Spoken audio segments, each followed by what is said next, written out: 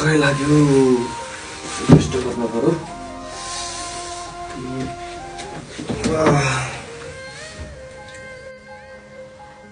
ल यार सरले पो कल गर्यो यार प्रिन्सिपलले चाहिँ हेलो सर नमस्कार हजुर फी कहिलेसम्म छ सर डेट पे गर्ने ए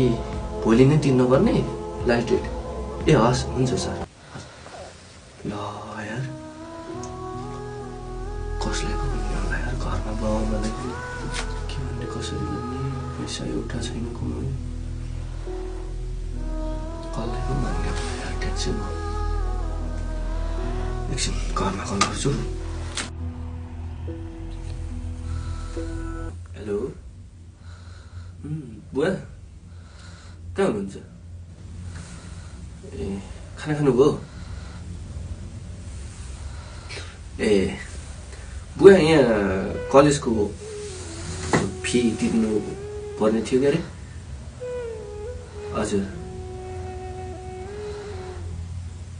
हजुर भोलि नै तिरिसक्नु पर्ने अरे अनि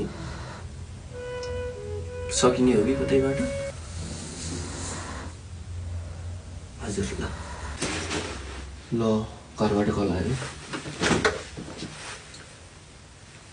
हेलो हजुर बुवा ए हजुर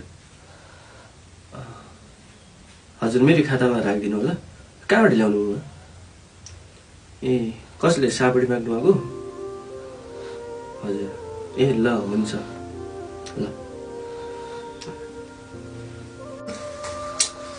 अस्ति गाह्रो भइसक्यो यार पैसा घरबाट कमाउने भने कोही छैन